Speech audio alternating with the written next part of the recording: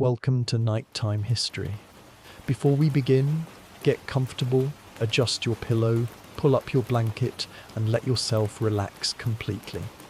Subscribe for nightly uploads and become part of our community of nighttime travelers.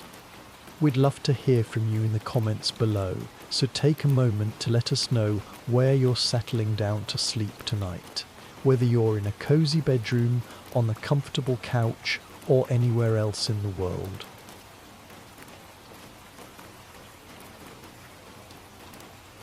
Tonight we're stepping into the worn boots of a medieval night watchman, walking the dark streets of a 14th century city as the bells toll and the world sleeps around us.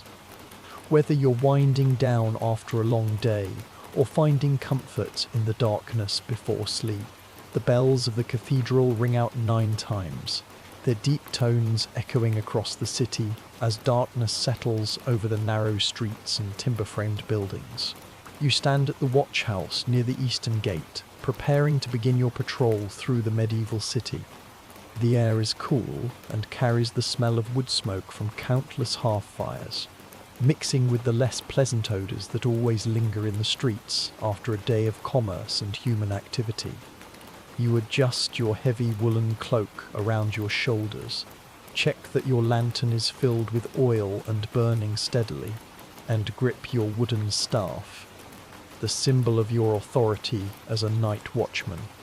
Your partner for tonight's patrol is an older man named Thomas, who has walked these streets for 20 years. His weathered face shows the lines of countless nights spent in the cold and dark, but his eyes are sharp and alert. He nods to you, a gesture that says it's time to begin, and together you step out into the street. The cobblestones are uneven beneath your feet, worn smooth in some places by generations of footsteps, rough and broken in others where repairs are needed but never seem to happen. Your boots make a steady sound against the stones, a rhythm that will accompany you through the entire night. The first street you patrol runs along the outer wall of the city, a narrow passage between the massive stone fortifications and the backs of houses whose upper stories jut out overhead, nearly meeting in the middle and blocking out what little moonlight penetrates the clouds above. Your lantern casts a small circle of yellow light that moves with you, revealing details for brief moments before darkness reclaims them. A cat darts across your path, its eyes reflecting your light like small green flames before it disappears into the shadows. Thomas chuckles quietly at your startled reaction, a sound of gentle amusement from someone long accustomed to the night's small surprises. You pass by a tavern that's still serving customers despite the late hour. Light and noise spill out through the shuttered windows, the sounds of men drinking and talking, occasional laughter, the clink of pewter cups on wooden tables. Thomas pauses and listens for a moment, his experienced ear detecting nothing that suggests trouble brewing, then nods and you continue on. The taverns are places that require attention, but not interference, not yet at least. Later in the night, when men have drunk too much and tempers grow short, you may need to return and restore order. The street opens onto a small square where a well stands at the centre, its stone rim dark and damp from the day's water drawing.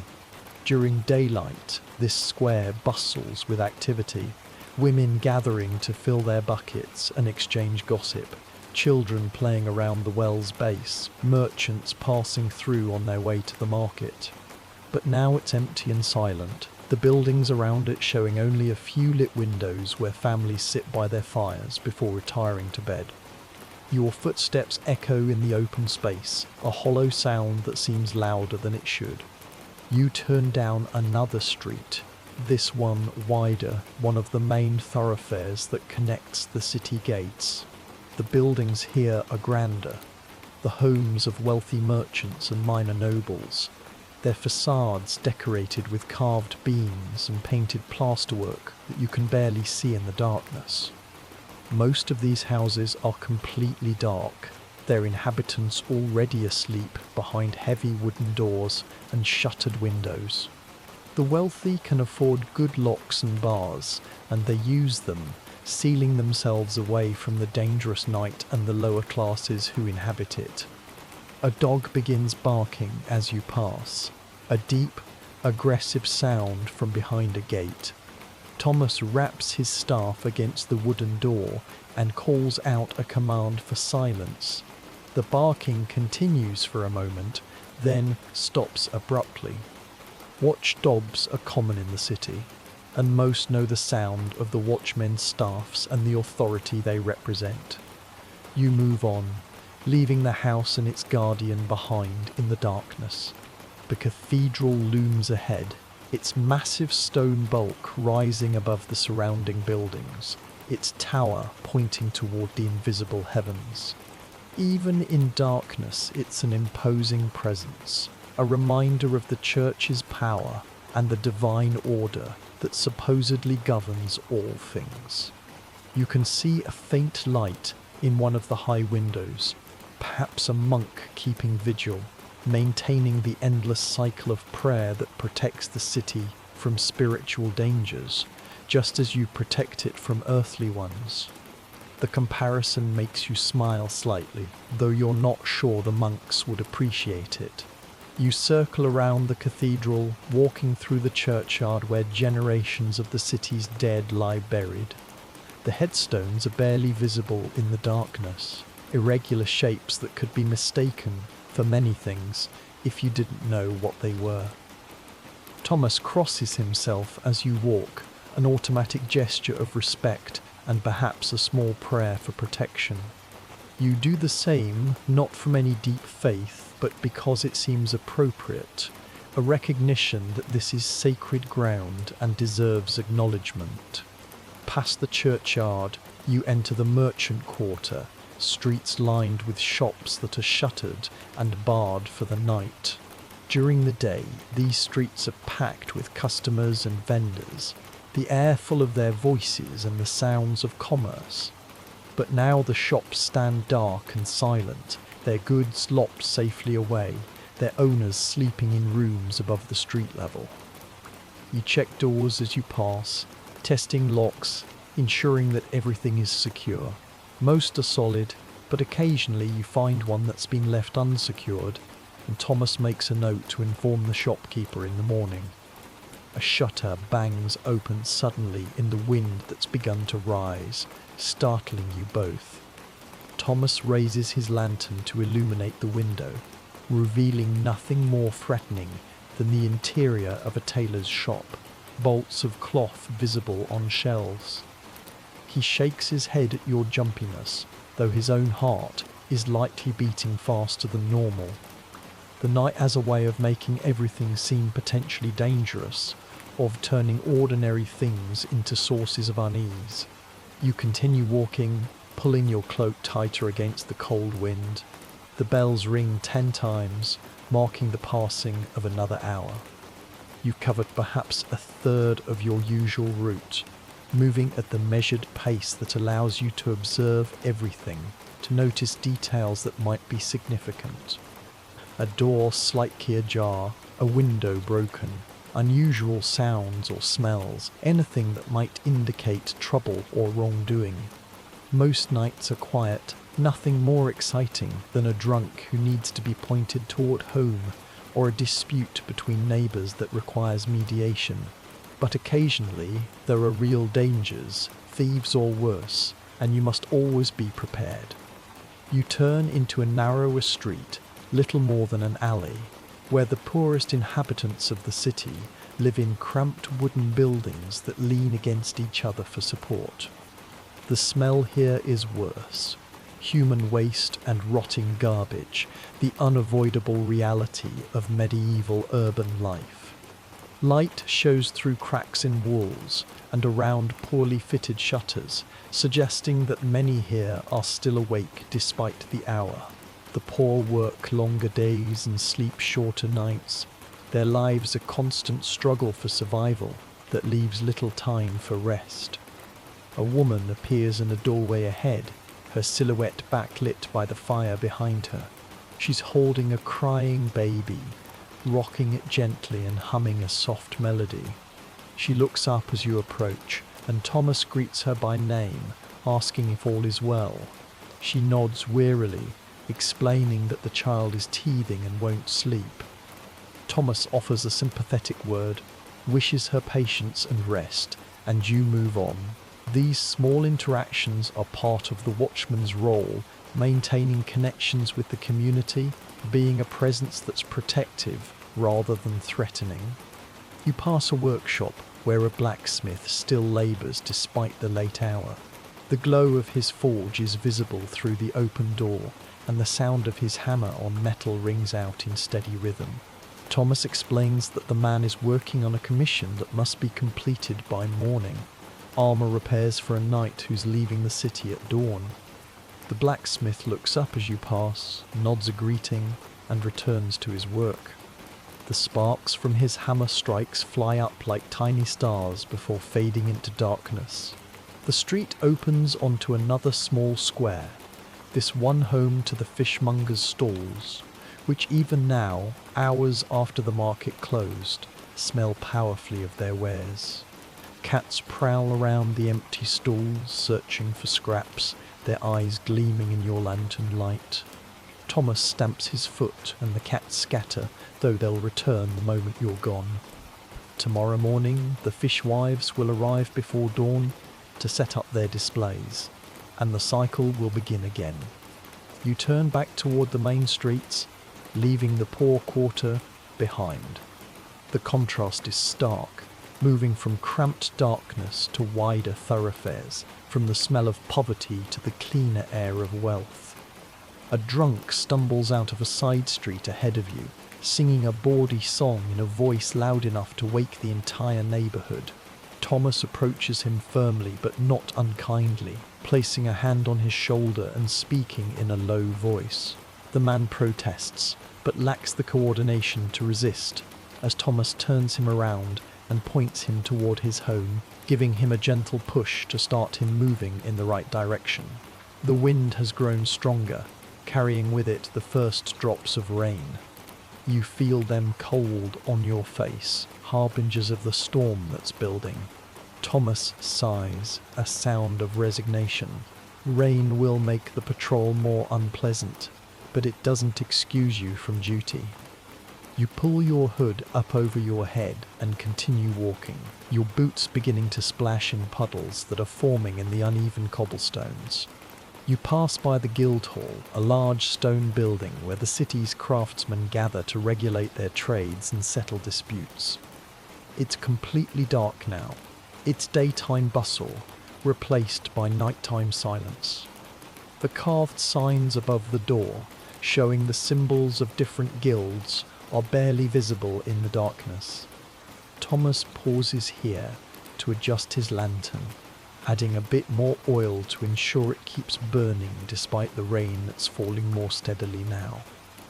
A light appears ahead, another lantern bobbing towards you through the darkness. It's the other watch patrol, 2 men covering the western half of the city while you cover the east.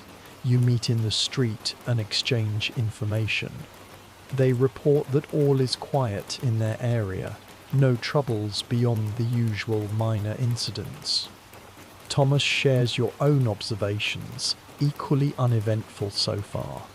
The brief conversation is professional, efficient, then both pairs continue on their separate ways into the rainy night.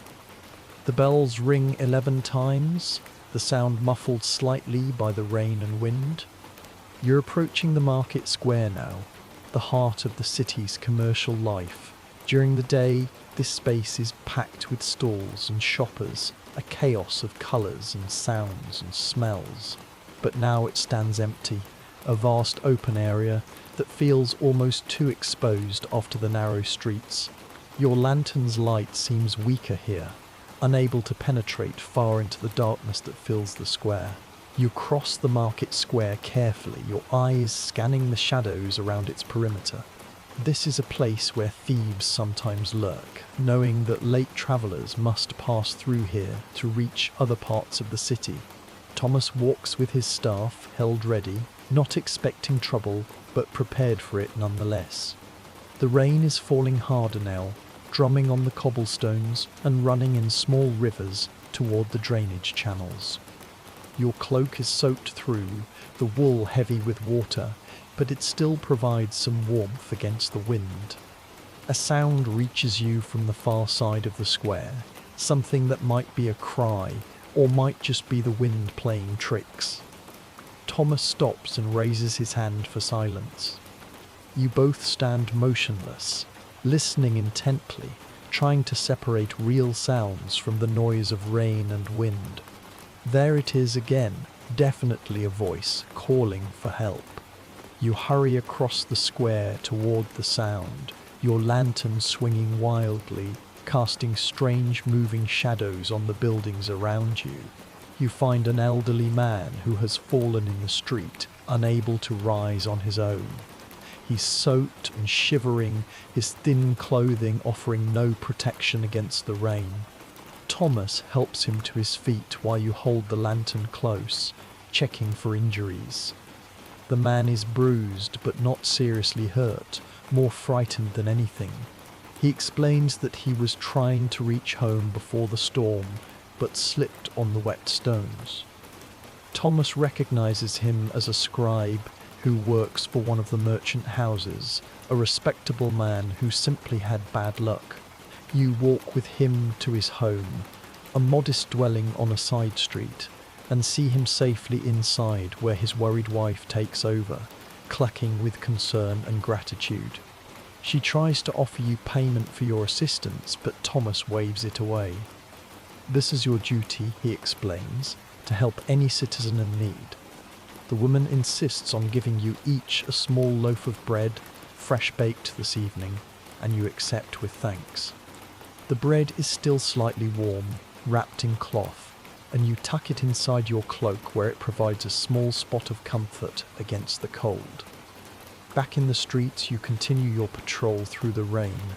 The storm has intensified, the wind howling between buildings and driving rain almost horizontally at times. Few people would be out in such weather by choice, which makes your job easier in some ways. Anyone you encounter now is either on legitimate business or up to no good, with little middle ground. You pass through streets that are completely deserted, every door shut tight, every window sealed against the storm. The bells ring midnight, 12 heavy strokes that mark the deepest part of the night. This is when the city feels most abandoned, most separate from the daylight world of normal human activity. You're walking through the artisan quarter now. Streets lined with workshops where craftsmen produce the goods that keep the city functioning. Carpenters and co-opers, rope makers and candle makers, leather workers and potters, all sleeping now, but their shops identifiable by the signs that hang above their doors, carved symbols of their trades. You check a door and find it standing open, swinging slightly in the wind. Thomas signals for caution and you approach carefully, your heart beating faster. He pushes the door wider with his staff and holds his lantern high, illuminating the interior of a carpenter's workshop. Tools hang on the walls, orderly and undisturbed. Lengths of wood are stacked neatly. There's no sign of disturbance or theft. The door was simply left unbarred, a careless mistake that could have had serious consequences. Thomas secures it as best he can from the outside and makes a note to inform the carpenter in the morning. The rain begins to ease slightly as you move into the northern quarter of the city, an area of middling prosperity where minor officials and successful craftsmen live. The houses here are well maintained, their timber frames painted, their plasterwork decorated with simple but pleasing designs. Most are completely dark, their inhabitants long asleep, trusting in the city walls and the night watch to keep them safe while they rest. That trust is what drives you forward, despite the cold and wet and weariness, the knowledge that people depend on your vigilance. A baker's shop shows light through its shutters, and you can smell bread baking. Thomas explains that bakers start their work in the middle of the night so their wares are fresh for the morning market. You pause outside the shop, grateful for the warmth that radiates from within and the wonderful smell that briefly overpowers the usual city odours. The baker himself appears at the door, having heard your footsteps, and offers you each a hot roll fresh from the oven. You accept gratefully, the bread steaming in the cold air, almost too hot to hold but delicious beyond description. You eat as you walk, the simple pleasure of warm food on a cold, wet night lifting your spirits considerably. Thomas is in better humour now as well, talking more freely about his years as a watchman, stories of strange encounters and dramatic events from nights past. He tells you about the time he caught a group of thieves trying to break into the goldsmith shop, about the night a fire broke out and he helped evacuate an entire street, about the nobleman's son who got drunk and tried to fight the watch and ended up spending a night in the stocks for his trouble. The streets you walk now are quieter, more residential, lined with the homes of people who rise early and retire early, whose lives follow the sun's rhythm. Here and there a dog barks as you pass, alerting its owners to movement outside, but otherwise the only sounds are your footsteps and the rain that continues to fall, lighter now but persistent. The cobblestones gleam wet in your lantern light, reflecting the flame in wavering patterns that hypnotize if you watch them too long. You turn a corner and nearly collide with a figure hurrying through the darkness. It's a young woman, her cloak pulled tight around her, moving quickly and furtively. Thomas calls out, identifying himself as the watch, and the woman stops reluctantly. She's a servant, she explains, sent by her mistress to fetch the midwife. Her mistress has gone into labour, and the baby is coming early. There's fear in her voice, worry for her mistress, and perhaps fear of the night itself. Thomas asks where she's going, and she points toward the midwife's house on the far side of the city. You offer to accompany her, knowing that a young woman alone in the streets at night is vulnerable to many dangers. She accepts gratefully, and the three of you set off together, Thomas leading with his lantern, you bringing up the rear, the servant girl between you for protection. She talks nervously as you walk, explaining that this is her mistress's first child, that her master is away on business, that the household is in a state of controlled panic. You make reassuring sounds, though you know nothing about childbirth beyond the fact that it's dangerous and women sometimes don't survive it. The midwife's house is in a narrow street near the city wall. Thomas knocks firmly on the door, and after a moment it opens to reveal an old woman with sharp eyes and capable hands. The servant girl explains the situation and the midwife nods, unsurprised by the midnight summons. This is her life, being called out at all hours to help bring new life into the world. She gathers her supplies quickly, a bag containing mysterious tools and herbs, wraps herself in a heavy cloak, and the four of you set off back across the city. The bells ring one time, marking the first hour past midnight. The rain has stopped now, the storm having blown through, leaving behind wet streets and a sky where stars are beginning to appear through breaks in the clouds. The midwife walks quickly despite her age, clearly accustomed to these nighttime journeys. The servant girl stays close to her, occasionally asking anxious questions that the midwife answers with the patience of long experience. You reach the house where the labouring woman waits, a substantial building that speaks of merchant wealth. The servant girl thanks you profusely before hurrying inside with the midwife. Thomas lingers for a moment, saying a quiet prayer for the woman and her unborn child. Then you continue your patrol. Behind you, light blazes from every window of the house as the household prepares for the birth. You hope it will go well, that by morning there will be a healthy baby and a surviving mother, but you know the odds are not always favourable. The northern section of your patrol is nearly complete. You walk along the inner side of the city wall, a route that takes you past guard towers where soldiers keep watch over the approaches to the city. You call up to one tower and receive a shouted reply that all is well.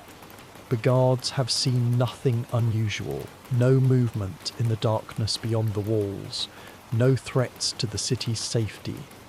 You continue on, following the wall as it curves toward the eastern gate where you began your patrol hours ago. The streets here are narrow and dark, residential areas where families are packed into small houses, living in close quarters with little privacy or comfort. These are the working people who keep the city functioning, labourers and servants, minor craftsmen and their apprentices, people who work hard for little reward, but who are the foundation upon which the city's prosperity rests.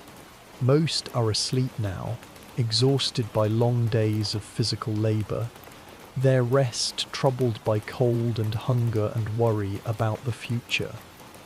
A cat yowls somewhere in the darkness, a harsh sound that startles you despite its ordinary nature. The night has a way of amplifying sounds, making the familiar seem strange and potentially threatening. Thomas chuckles at your reaction, the same gentle amusement he showed earlier. You're learning, he says, learning to distinguish between real threats and false alarms. But it takes time and experience. Every watchman jumps at shadows when they first start, he assures you, himself included, back when he was young and new to the work. You pass the city prison, a squat stone building with barred windows set high in the walls. A guard sits outside despite the late hour, warming his hands over a small brazier. Thomas exchanges words with him, asking about the prisoners. 3 men, the guard reports, 2 caught stealing and 1 who got drunk and attacked someone.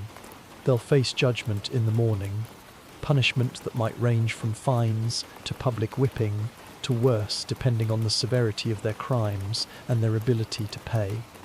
The guard offers you a chance to warm yourselves at his fire, and you accept, grateful for even a few moments of heat. The bells ring twice, marking 2 hours past midnight. You're more than halfway through your patrol now, the deepest part of the night stretching ahead. This is when fatigue begins to set in, when the cold and wet and lack of sleep start to take their toll. Thomas produces a small flask from inside his cloak and offers you a drink. It's strong spirits, burning as it goes down but spreading warmth through your chest and limbs. Not too much, Thomas warns, just enough to ward off the chill. A drunk watchman is no good to anyone.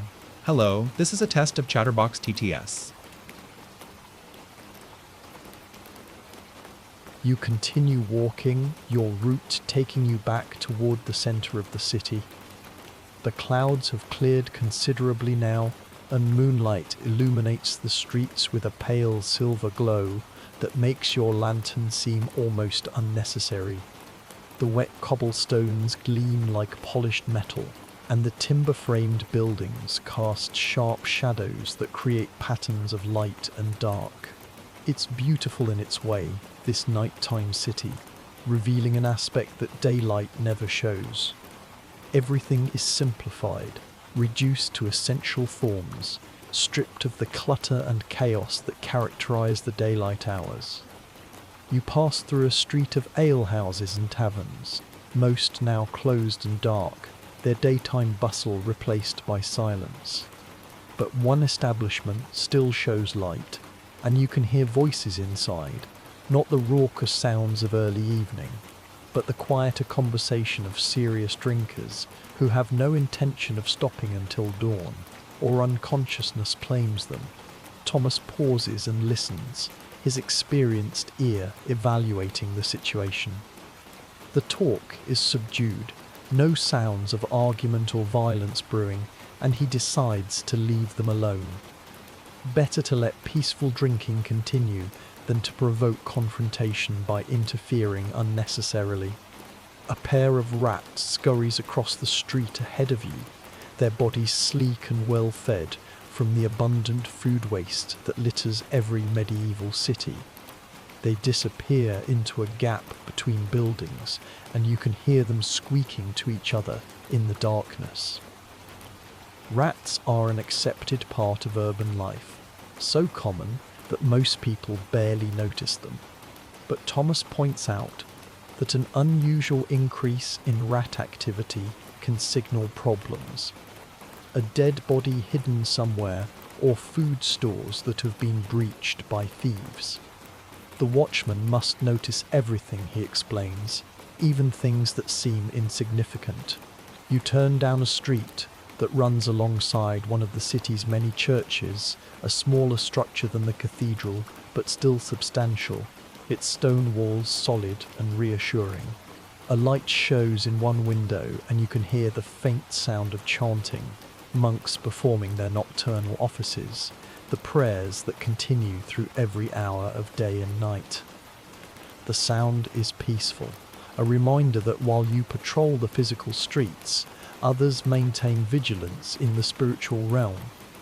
Thomas crosses himself again as you pass, and you do the same, the gesture becoming more natural with repetition. The bells ring 3 times, the sound clear in the cold night air. 3 hours past midnight, and the city seems to sleep even more deeply now, if that's possible. You've seen no one for the past half hour except each other. No lights in windows, no sounds of human activity beyond the distant chanting from the church. This is the deadest time, when even those who work unusual hours have finally gone to bed, when the city exists in a state of suspension between the activities of one day and the next. Your patrol takes you past the town hall, an impressive building where the city council meets to make decisions and settle disputes. Its facade is decorated with carved stonework, depicting scenes of justice and civic virtue, barely visible in the moonlight, but familiar from countless daytime viewings. The building stands as a symbol of civic authority, of the laws and customs that bind society together and prevent descent into chaos. Your own authority as watchman flows from this building and what it represents, the collective decision of the community to maintain order through the dangerous hours of darkness. A sound reaches you, footsteps echoing from a side street. Thomas raises his lantern and calls out, identifying himself as the Watch. A man emerges from the darkness, well dressed despite the hour, with the bearing of someone accustomed to respect. He's a physician, he explains, returning from attending a wealthy patient who took ill during the evening. Thomas knows him by sight and nods, wishing him a safe journey home. The physician hurries off, clearly uncomfortable being out at this hour, despite the legitimate reason for his presence. You continue your circuit of the city, following streets you've walked multiple times already tonight, checking again what you checked before. This repetition is the essence of the watchman's duty, the constant verification that all remains as it should be, that no new problems have emerged in the hours since you last passed this way. It's tedious work in many ways, the same streets and buildings night after night, but Thomas emphasizes that vigilance requires exactly this kind of patient repetition. The moment you become complacent, the moment you assume everything is fine and stop paying attention, that's when you'll miss something important. The eastern sky is beginning to show the first faint suggestion of lightning, not true dawn yet, but the precursor that warns of its approach. The absolute darkness of night is giving way to something slightly less absolute, a barely perceptible change that you might not notice if you weren't watching for it. Thomas points it out, explaining that this is when the night watch's duties begin to shift, starting to think about the transition back to daytime, preparing for the end of the patrol. You walk through the Jewish quarter, a section of the city where those who follow different customs and faith than the Christian majority make their homes. The houses here are marked with symbols you don't fully understand, Hebrew letters and images that speak of another tradition, another way of understanding the world. During the day, this quarter has its own distinct character. Different foods and different languages, different styles of dress and different rhythms of life. But at night, it's as quiet as anywhere else, its inhabitants sleeping just like their Christian neighbours, all united in the universal human need for rest. The bells ring 4 times, marking 4 hours past midnight. Dawn is perhaps an hour and a half away now, the night's grip on the city beginning to loosen, though darkness still prevails.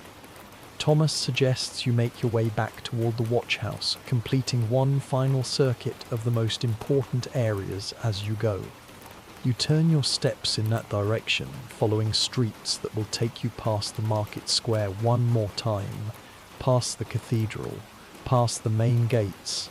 A baker's apprentice passes you, a young boy carrying a basket of loaves on his head, making deliveries to taverns and alehouses that will serve them for breakfast.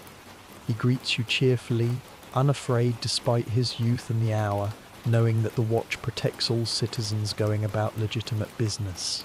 Thomas asks him how his master is doing, and the boy reports that all is well, his voice bright with the energy of youth that hasn't yet learnt to resent early rising and hard work.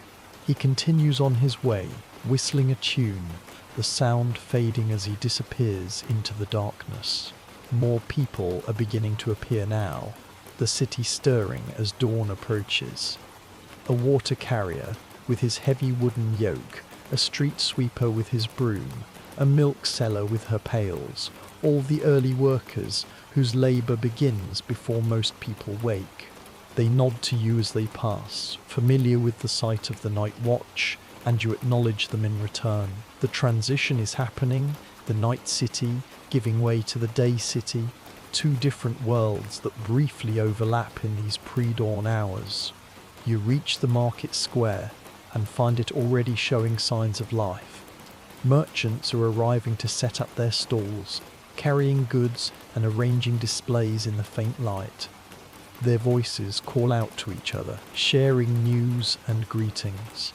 The sound of human commerce beginning to fill the space that was so empty and silent just a few hours ago. A farmer drives a cart loaded with vegetables into the square, the wheels rumbling loudly on the cobblestones, his ox plodding patiently under the heavy load. The cathedral bells ring 5 times, the sound different now somehow, no longer marking the passing of night, but announcing the approach of day.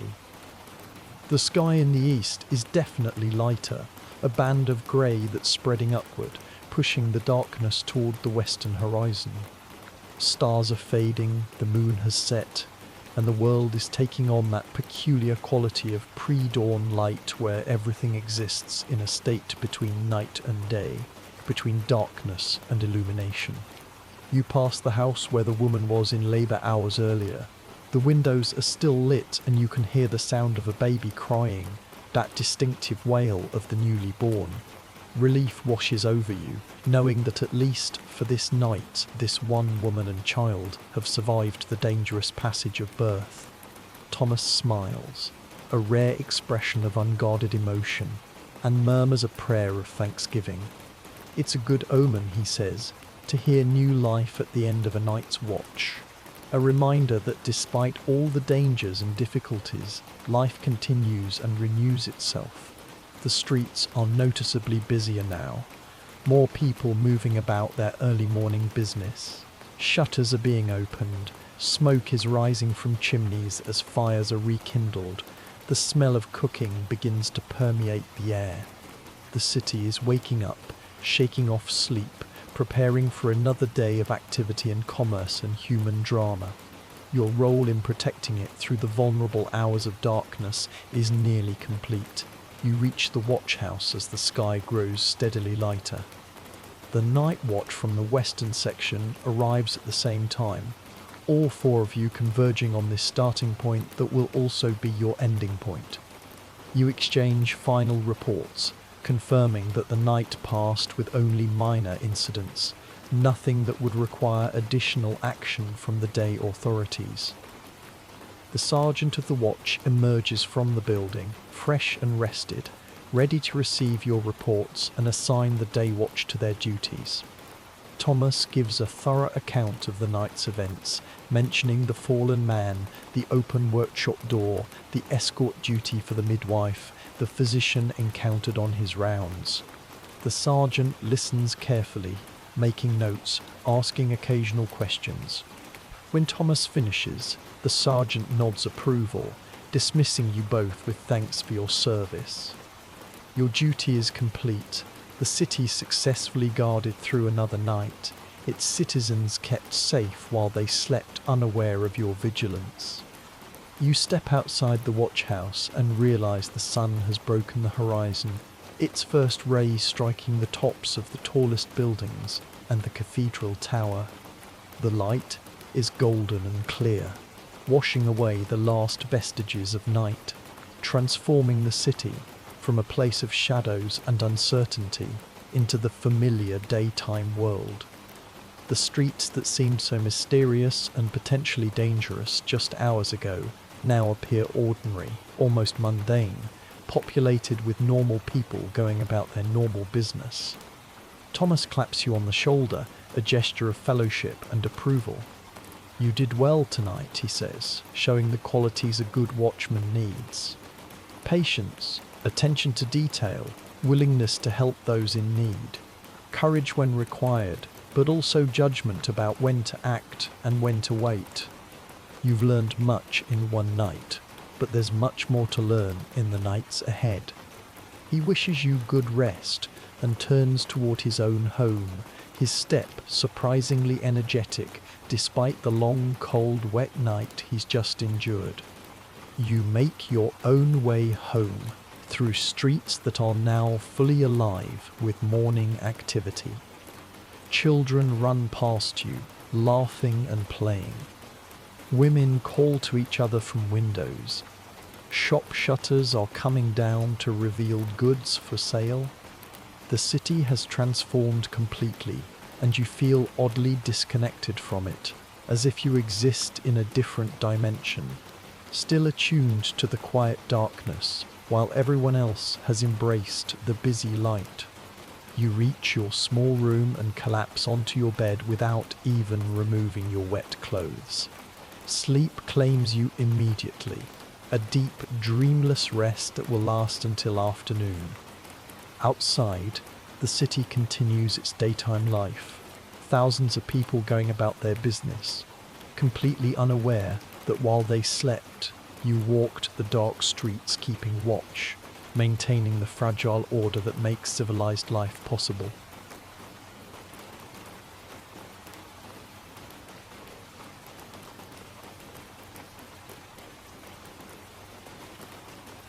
Tomorrow night you'll do it again, and the night after that, an endless cycle of vigilance that continues year after year, generation after generation, as long as cities exist and darkness falls and people need protection from the dangers that lurk in the night.